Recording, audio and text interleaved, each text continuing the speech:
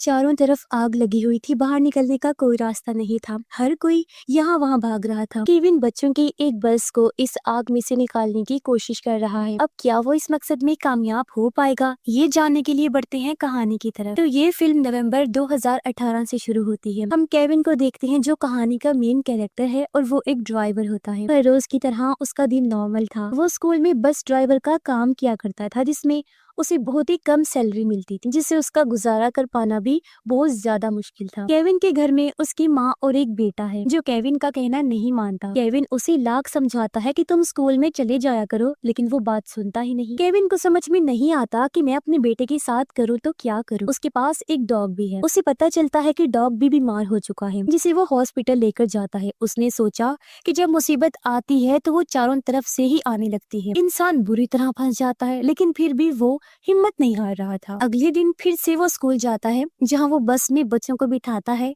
और स्कूल छोड़ देता है। अब ये कैलिफोर्निया का एक पैराडाइज नाम का शहर है, जहाँ पर आमतौर पर मौसम सूखा और गर्म रहता है। पहाड़ों के ऊपर हम बिजली के खंभों को देखते हैं। यहाँ पर एक बिजली की तार के अंदर कुछ शॉर्ट सर्किट हो जाता है, जिस वजह से चिंगारियां घास के ऊपर गिर जाती हैं। अब क्योंकि मौसम बिल्कुल सूखा था, जिस वजह से घास भी सूख चुकी थी, तो उस घास के अंदर आग लग जाती है। ये आग बड़ी तेजी से जंगल की तरफ ही जाने लगती है, जिस तरफ पूरा पैराडाइज शहर मौजूद है। जो लोग शहर के अंदर थे, उन्हें आने वाले खतरे के बारे में बिल्कुल भी पता नहीं था। अब केविन स्कूल में बच्चों को छोड़ देता है, जिसके बाद उसे अपनी बस को वहाँ से गैराज में लेकर जाना था, ताकि वो बस को ठीक करवा सके। तब तक जंगल में आग बहुत फैल चुकी थी। कुछ पुलिस वाले आग को देख लेते हैं और फायर ब्रिगेड वालों को फौरन इस बारे में खबर करते हैं। जहाँ फायर ब्रिगेड वाले आते तो है, लेकिन उन्हें पता चलता है कि ये आग पहाड़ के ऊपर लगी हुई है और वहाँ तक पहुँचना थोड़ा मुश्किल है। लेकिन फिर भी वो हिम्मत नहीं हारते और किसी तरह दूसरे रास्ते से पहाड़ के ऊपर जाने की कोशिश करते हैं। लेकिन कुछ वर्कर्स इसी आग में फंस जाते हैं। हम केविन को भी देखते हैं, जो स्कूल बस को लेकर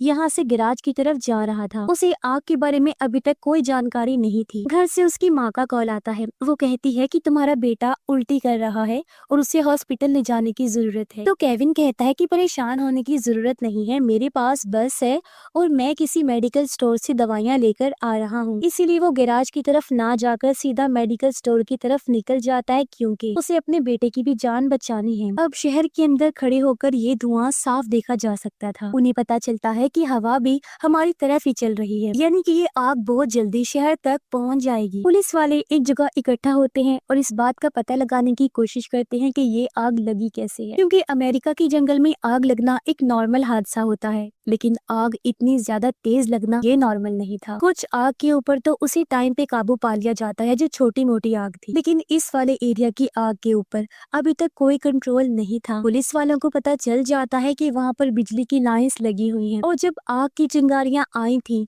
हवाओं का फुल जोर था, तो बिजली को बंद नहीं किया गया था और इसी वजह से आग लगी थी। जल्दी वहाँ पर बिजली के डिपार्टमेंट के कुछ लोग आते हैं। फायर ब्रिगेड वाले उन पर काफी गुस्सा करते हैं कि तुम्हें पता नहीं था इतनी तेज हवा चल रही है, तुम्हें बिजली को काट देना चाहिए था। फायर ब्रिगेड की बातों के बाद डिपार्टमेंट के आदमी सारी बिजली को बंद कर देते हैं, क्योंकि उन्हें पता है कि इस तरह के हादसे और ज्यादा हो सकते हैं। फिर हम एक ऑफिसर को देखते हैं जो FBI में है। वो फायर ब्रिगेड वालों को बताता है कि मैं आग में फंसा हुआ हूँ, लेकिन यहाँ कुछ घर हैं जिनके अंदर आग लग चुकी है और उन घरों को मदद की जरूरत है, इसलिए वो यहाँ खुद भी लोगों की मदद करता है। ये वो घर थे जो जंगल के आसपास में बने हुए थे, इसीलिए वो कुछ लोगों को अपनी ही गाड़ी में बिठा लेता है और उनकी जान बचाकर यहाँ से ले जाता है। अब फायर ब्रिगेड वालों को ये पता चल जाता है कि ये आग बहुत देर से जल रही, काफी दूर तक फैलती जा रही है। कम से कम 5 किलोमीटर का इलाका इसने अपने अंदर ले लिया है।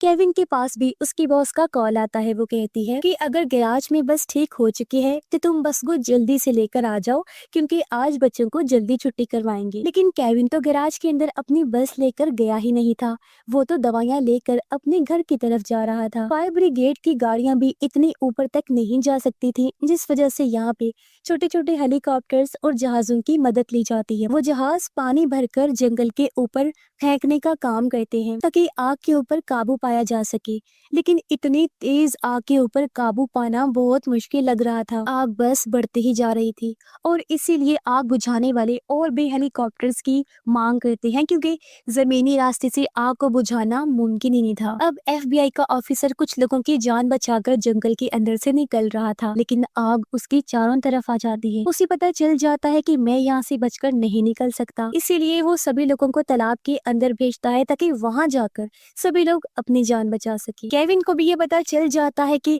जंगल के अंदर बहुत तेज आग लग चुकी है और फायर ब्रिगेड की गाड़ियां उसी तरफ जा रही हैं। इसीलिए वो अपने बेटे से बात करता है और कहता है, मैं बहुत जल्दी तुम्हारे पास पहुंच जाऊंगा और चाहे कुछ भी हो जाए घर से बाहर मत निकलना, क्योंकि जो धुएं का गुबार था वो पूरी तरह से चारों तरफ फैल गया था। सारे बच्चे स्कूल के अंदर हैं, वो भी खिड़कियों से बाहर धुएं के गुबार को देख पा रहे थे। उन्हें भी पता चल जाता है कि कहीं पे आग लगी हुई है। यहाँ पर एक टीचर भी थी जिसका नाम मैरी होता है। वो इन सभी बच्चों को एक जगह इकट्ठा करती है और उन सबको बैठने के लिए बोलती है। काफी सारे पेरेंट्स तो अपने बच्चों को लेने के लिए स्कूल में ही आ गए थे, क्योंकि उन्हें भी डर लग रहा था कि कहीं उनके बच्चे खो ना जाएं। लेकिन अभी भी कई पेरेंट्स ऐसे थे जो अपने बच्चों तक नहीं पहुंच पाए थे और ये टोटल 22 बच्चे होते हैं। केविन के पास उसकी वाइफ का कॉल आता है। पता चला कि वो अपनी वाइफ के साथ नहीं रहता।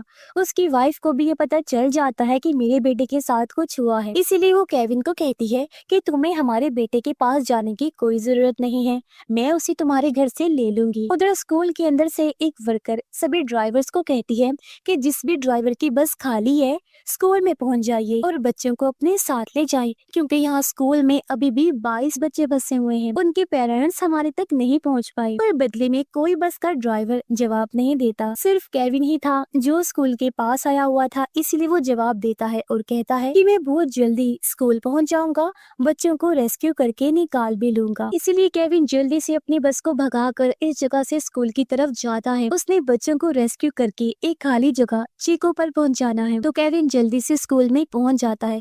सारे बच्चों को अपनी बस में बिठा लेता है। मैरी नाम की टीचर केविन को कहती है कि इन सभी बच्चों को तुम चीको के पास पहुंचा देना जहाँ पर खाली जगह पड़ी है, लेकिन केविन कहता है कि मैं अकेला ये काम नहीं कर सकता, किसी को मेरे साथ जाना होगा। तो मैरी कहती है ठीक है, मैं ही तुम्हारे साथ चलती हूँ। इसीलिए मैरी भी उन बच्चों के साथ बस में बैठती है और ये लोग यहाँ से निकल पड़ते हैं। बच्चे भी आराम से अपनी अपनी सीट्स पर बैठ गए थे। पुलिस और फायर ब्रिगेड वाले आग बुझाने में लगी होती हैं। वो बढ़ती हुई आग से बेहद टेंशन में आ गए थे। केविन जिस बस को ले जा रहा था वो बस भी एक जैम के अंदर फंस जाती है। काफी लंबा ट्रैफिक का जैम था, क्योंकि सभी लोग यहाँ से निकलने के बारे में सोच रहे थे, जिस वजह से सारी गाड़ियां अचानक से हाईवे पर आ गई थी और जाम लग गया था। ऐसे ही इंतजार करते करते रात हो जाती है।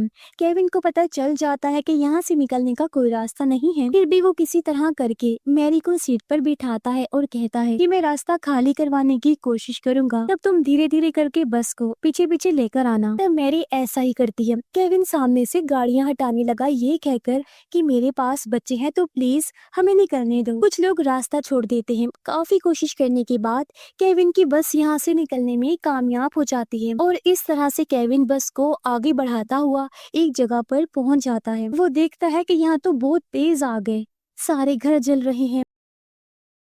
मैरी भी कहती है कि हमें यहाँ पर नहीं रुकना चाहिए, हमें इन बच्चों को उसी जगह ले जाना होगा जहाँ पर हमें कहा गया था। केविन अब यहाँ से भी आगे बढ़ता है। चारों तरफ बस आग की लपटें थी और धुएं की वजह से अंधेरा होने लगा था। आग की गर्मी की वजह से बहुत सारे बच्चे डर गए थे, लेकिन मैरी किसी तरह इन बच्चों को संभालने की पूरी कोशिश कर रही थी। अब जहाँ चीको नाम की कैंप साइट थी वहाँ पर कुछ टेंट्स लगा दिए गए थे। जितने भी जख्मी लोग थे वहाँ पर आ रहे थे। सारी बसेस को भी यहीं पर आने के लिए कहा गया था, लेकिन अभी तक एक बस नहीं आई थी और वो थी केविन वाली, जिस वजह से बस के अंदर जितने भी बच्चे थे उन सबके पेरेंट्स यहाँ पर बहुत ज्यादा परेशान हो जाते हैं। उधर केविन जहाँ बस चला रहा था वहाँ सामने कुछ भी दिखाई नहीं दे रहा था, लेकिन केविन बस को बस अंदाजे से चला रहा था। सभी बच्चे पसीने में तर हो चुके थे और पानी के लिए पुकार रहे थे, लेकिन आसपास पानी मिलना बहुत मुश्किल था। इसलिए केविन गाड़ी को उस जगह रोक देता है जहाँ पर आग थोड़ी कम लगी हुई थी। मैरी कहती है कि मैं आसपास के घरों में पानी देखने के लिए जाती हूँ, इसीलिए वो एक घर में जाती है जो कि फ्यूल स्टेशन के पास था और वहाँ से पानी की बोतल्स जमा करना शुरू करती है। लेकिन तभी फ्यूल स्टेशन में भी धमाका हो जाता है और मैरी बाल बाल बचती है, लेकिन वो किसी तरह बच्चों के लिए पानी ले आई थी। तब जाकर बच्चों की प्यास बुझती है। अब आग और भी ज्यादा फैल चुकी थी। केविन बस को लेकर आगे बढ़ता ही जा रहा था। उसे नहीं पता था कि ये रास्ता किस तरफ जाएगा, क्योंकि दूर दूर तक सिर्फ अंधेरा था और अंधेरे के सिवा कुछ भी नहीं होता। जितने भी पेरेंट्स थे उन सबको केविन की बहुत समझाने की कोशिश करती है कि आप लोग परेशान मत होइए। जिस बस के अंदर बच्चे बैठे हुए हैं उसे केविन नाम का अच्छा ड्राइवर चला रहा है और मैरी नाम की टीचर भी उसी बस में बच्चों के साथ है। तो ये दोनों सही सलामत बच्चों को यहाँ पर ले आएंगे। बस आप लोग मुझ पर यकीन रखिए। पुलिस और बाकी लोगों को अपना काम करने दीजिए। केविन जब आगे बढ़ रहा था तो उसे कुछ लोग दिखाई देते हैं जो भाग रहे थे। वो लोग केविन को बोलते हैं कि आगे बस को मत ले जाना, क्योंकि आगे जाने का कोई रास्ता नहीं है, तुम भी पैदल ही भागने लगो। लेकिन केविन के पास 22 बच्चे हैं, वो उन बच्चों को छोड़कर पैदल नहीं भाग सकता। इसीलिए वो मैरी को बोलता है कि तुम बस में बैठी रहो, मैं रास्ता देखने की कोशिश करता हूँ। तो वो रास्ता देखने के लिए दूसरी तरफ जाता है तो पता चलता है कि यहाँ से बाहर निकलने का कोई रास्ता नहीं है। चारों तरफ बस आग ही आग है, यानी कि आगे भी आगे और पीछे भी है। इसीलिए वो फैसला करता है कि बस को कुछ देर यही रोक कर रखना होगा जब तक आग थोड़ी बहुत शांत नहीं हो जाती या हवा की रफ्तार धीमी नहीं हो जाती। सारे बच्चे रो रहे थे। मैरी उन्हें शांत करवाने की कोशिश कर रही थी। वो मैरी को कहता है कि मेरे पास एक आइडिया है, मेरी जो टी शर्ट है उसे फाड़ कर बच्चों के मुंह पर लगा दो ताकि बच्चों के अंदर जहरीली गैस ना जाए। तो वो ऐसा ही करती है। केविन अपने टी शर्ट के छोटे छोटे टुकड़े करता है, उन्हें पानी में भिगोकर बच्चों को नाक पर रखने के लिए देता है ताकि वो बच सके। पुलिस वालों की हिम्मत भी अब जवाब देने लगती है। उन्हें पता चल जाता है कि इतनी बड़ी आग पर काबू पाया नहीं जा सकता, क्योंकि ये आग सिर्फ छोटे से एरिया में नहीं बल्कि बहुत बड़े इलाके में फैल चुकी थी। ना तो इसे हेलीकॉप्टर या जेट की मदद से बुझाया जा सकता है और ना ही फायर ब्रिगेड की गाड़ियों से। इसलिए वो फैसला करते हैं कि हमें सिर्फ एक ही चीज पर फोकस करना होगा, वो है लोगों की जान बचाना। फायर ब्रिगेड के जो बड़े ऑफिसर्स होते हैं वो मीडिया के सामने भी यही बयान देती हैं कि किसी को टेंशन लेने की जरूरत नहीं है। जितने भी लोग या बच्चे आग के अंदर फंसे हुए होंगे हम उन सबको सही सलामत निकाल लेंगे। तब तक केविन और मैरी एक दूसरे से बातें करने लग जाते हैं और अपने अपने दुख शेयर करने लगे, क्योंकि दोनों को लगता है कि शायद अब उनका आखिरी वक्त आ गया है। लेकिन थोड़ी देर बाद उन्हें एहसास होता है कि आग बिल्कुल पास आ पहुंची है। केविन फौरन बस से नीचे उतरता है और आसपास लगी हुई आग को बुझाने की कोशिश करता है, पर हवा बहुत तेज चल रही होती है, इसलिए आग बुझने का नाम ही नहीं लेती। ये देखकर केविन को समझ आ जाता है कि अब यहाँ कोई भी उनकी मदद करने नहीं आएगा। इसीलिए वो फिर से बस में चढ़ जाता है और फैसला करता है कि चाहे कुछ भी हो जाए बस को आगे लेकर जाना ही होगा। बस शुरू में चलती ही नहीं, लेकिन केविन बार बार कोशिश करता है। लंबी कोशिश के बाद आखिर बस स्टार्ट हो जाती है और वो बस को आग के बीच से निकाल कर आगे ले जाने लगता है। ये बहुत ही बड़ा रिस्की काम था, क्योंकि अगर कोई जलता हुआ पेड़ बस के ऊपर गिर जाए या बस को आग लग जाए तो यहाँ इन बच्चों को बचा पाना नामुमकिन काम था। अब उन्होंने खिड़कियां और दरवाजे बंद करके रखे थे, इसी वजह से धुआं अभी तक अंदर नहीं आया था और कुछ ना नजर आने के बावजूद भी केविन बस अंदाजे से चलाता रहता है और आगे बढ़ता रहता है। और फिर काफी कोशिश करने के बाद वो एक ऐसी जगह तक पहुंच जाता है जहाँ तक आग पहुंची नहीं थी और इस तरह से वो उस जगह से बाहर निकल पाता है। फिर यहाँ से भी वो अपनी बस को उस जगह ले जाता है जहाँ पर उसे बस लाने के लिए कहा गया था। उस जगह पर पेरेंट्स उदास खड़े हुए थे, लेकिन जैसे ही वो बस को देखते हैं उन्हें पता चल जाता है कि हमारे बच्चे सही सलामत आ चुके हैं। इस वजह से सभी पेरेंट्स खुश हो जाते हैं और अपने अपने बच्चों को संभाल लेते हैं। साथ ही साथ पेरेंट्स मैरी और केविन का शुक्रिया अदा भी करते हैं, क्योंकि उन्होंने अपनी जान की परवाह ना करते हुए सभी बच्चों की जान बचाई और उनको सही सलामत ले आई। अब केविन को अपनी फैमिली को भी ढूंढना था।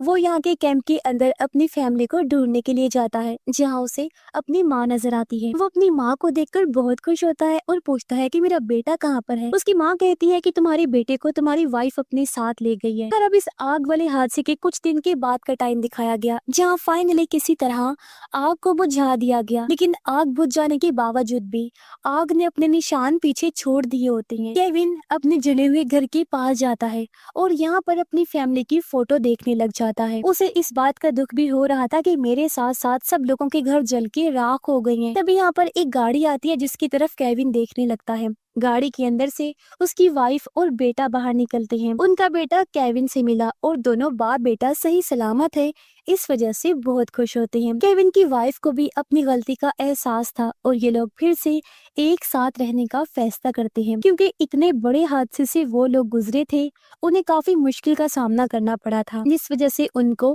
फैमिली की अहमियत और एक साथ रहना कितना अच्छा होता है ये समझ आ गई थी। और इसी के साथ ही इस फिल्म की कहानी भी यहीं पर खत्म हो जाती है।